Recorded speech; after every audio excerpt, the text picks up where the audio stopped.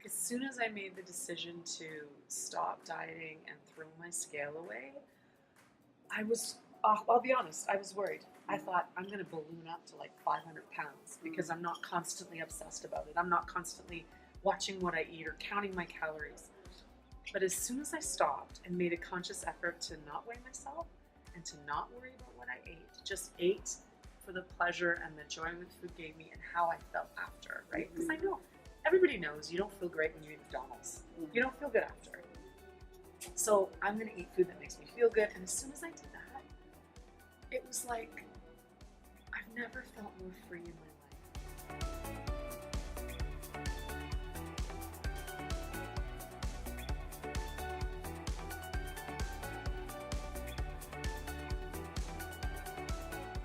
Did anyone tell you you're crazy about Behavior Natural magazine? Because as a norm or as a trend, everything's going digital. Absolutely. Right? The printing. That was the one thing everyone said I was crazy because they said everything's going online. Yeah. And when I surveyed those 3,500 women, they wanted the physical magazine because it's never existed before. They've never been able to see someone that looks like them that they can actually touch and hold and, oh my gosh, relate to, right? I've had women email me all the time saying, oh my gosh, I saw you at the checkout and I just burst into tears. Or I saw my magazine at the checkout and I just burst into tears. And they said, for the first time in my life, I'm 52 years old, I've never ever seen a woman that looks like me.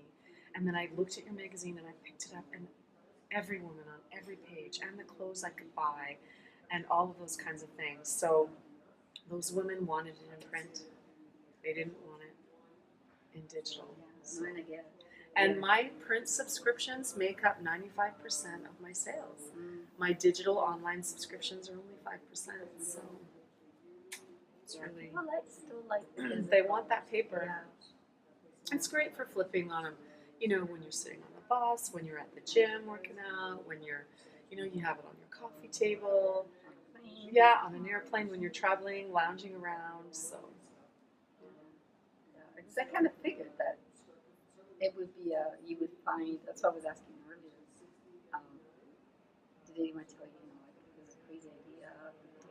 Nobody said the concept and what I'm trying to bring to the table is crazy, because they all think it's so needed. They all think that it's. Women are tired. It's overdue. They are tired of being told how to lose weight. I mean, the weight loss industry is $5 billion and growing. I grew up in a family where the women, I am the smallest person. Right. I'm not the norm in my family. Right. Every woman in my family has, it's voluptuous. Yes. It's beyond voluptuous. And I struggle to try and look like you. And I do have a couple of aunts that all they talk about, they're now in their 60s. And all I know of them, for the whole time I've known them, it is I'm doing diet next week. Yeah. Women spend, like, my mom's the same. She's 71 years old. She has dieted my entire life. Yeah. And she looks exactly the same. Yeah. As she did when I was a kid. Yeah. And I look at her and I think, every time, I can't eat that at Christmas, or I can't do that. And I'm like, how's that working for you, Mom? Because you look exactly the same. All it's doing is filling up your mental headspace. Yeah. Like as soon as I made the decision to stop dieting and throw my scale away, I'll be honest, I was worried. I thought I'm going to balloon up to like 500 pounds because I'm not constantly obsessed about it. I'm not constantly watching what I eat or counting my calories. But as soon as I stopped and made a conscious effort to not weigh myself and to not worry about what I ate, just ate for the pleasure and the joy the food gave me and how I felt after, right? Because I know everybody knows you don't feel great when you eat McDonald's. You don't feel good after.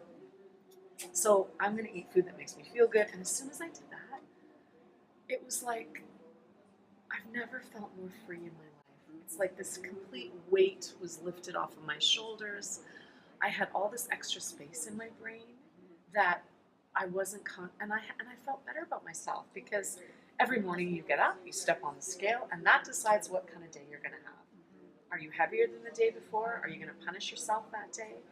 I used to get up in the morning, okay, get up, today's going to be a great day, I'm going to go to the gym, I'm going to eat this. I'm going to pack my lunch. I'm going to have all this diet, that diet. Get on the scale. You're like, oh, crap. I'm still the same as I was yesterday. Okay, you get in the shower. It's going to be great. You get to work. All of a sudden, there's a muffin. And then someone says, let's go out for lunch. And all of a sudden this. And then by the end of the day, you're like, oh, my gosh, I'm ruined. You're beating yourself up because of everything you've done and you've eaten. And then you got to go to the gym and spend 3 hours there to work out and hate every moment of it because you had a muffin and you went out for lunch with someone.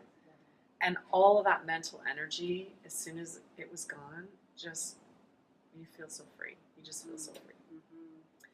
And I actually, I mean, you can cut this out, but I actually lost about 25 pounds. I'm not going to cut this out. This is the after the show. This is typical. I've been doing this where I've been having conversations, and some of the best conversations happen after the interview. So as soon as I stopped focusing on the obsession with weight, the weight came off. I'm thinking it's about 20 pounds because I stopped weighing myself, but I went down at least 2 clothing sizes. Wow. Because then I was working out because I liked it, and I spent a little more time doing it. And then I chose activities that I enjoyed, and it wasn't painful to be there. And then I was eating food because I liked it, and I wanted to try new things. And I wasn't, no, I can't eat this and this on the side, and no carbs. And it just completely changed everything for me. And I want all women to feel that free, right? Like I want women to just enjoy life. Enjoy their life. Like I say to, women think that when they reach this certain weight or a certain size, that all of a sudden their entire lives are going to be changed. They're going to be so happy.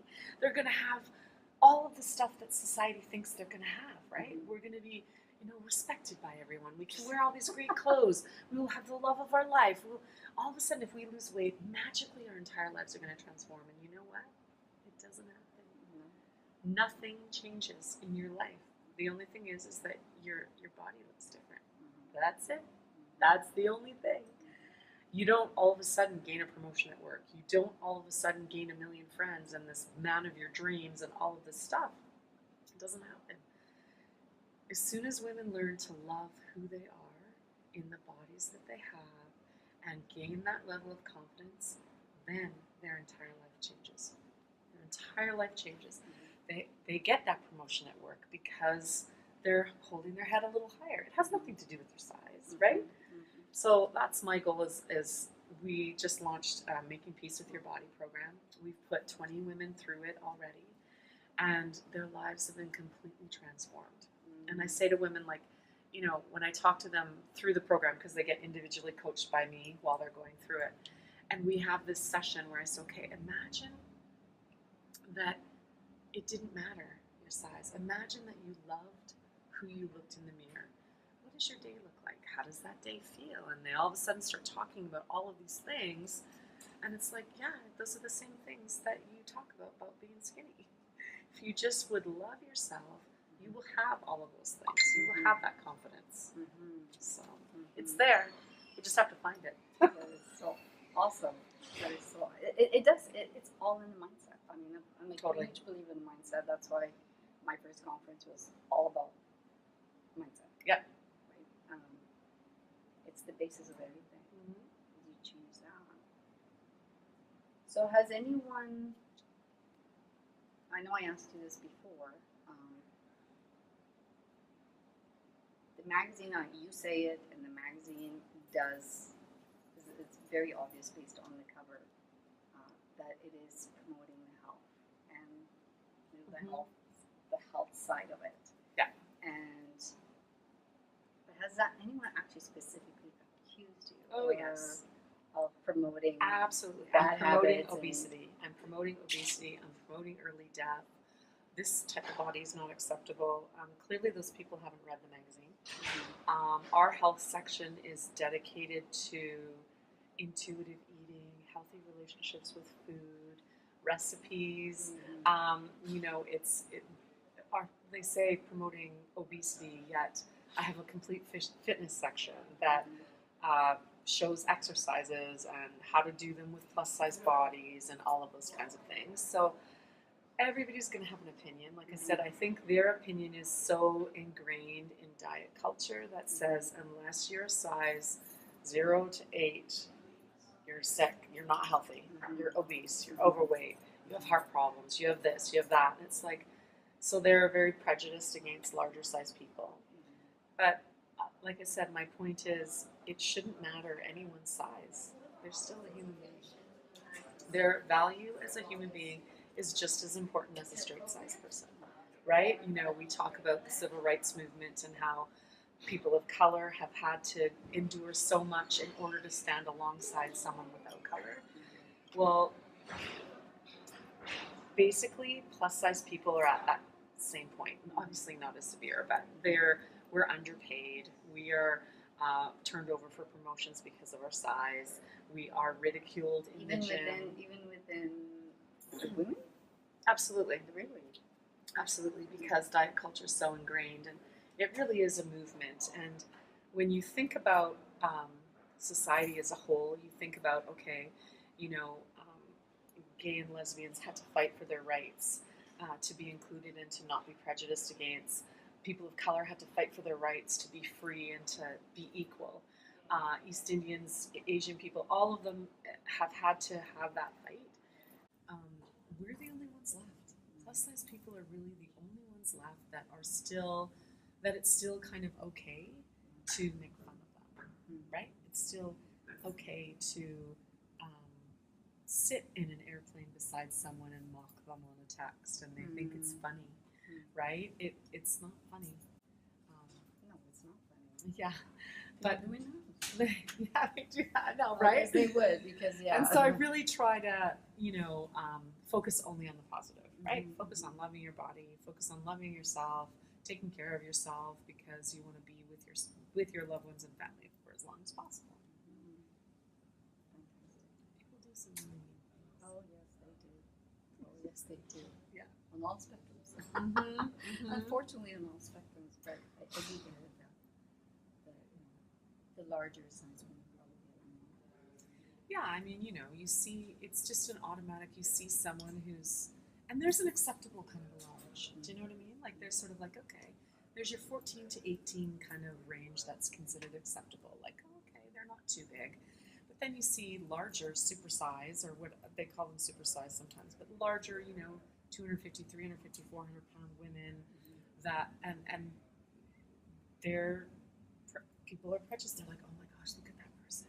They're struggling with this, they're struggling with that. And it's just like, they're still a person. There's nothing wrong with them. It's not your business. It's their body, it's their life.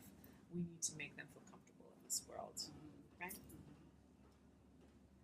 you for sharing. Magnificent You is a women's conference where women from all walks of life will come together to share in the experience of being powerful and inspirational women and entrepreneurs. Expect a thrilling conference with 10 exceptional speakers, and get ready to learn and apply strategies that move you and your business forward. Often it takes that one thing to change everything. What will your one thing be? Come find out at the Magnificent You Women's Conference.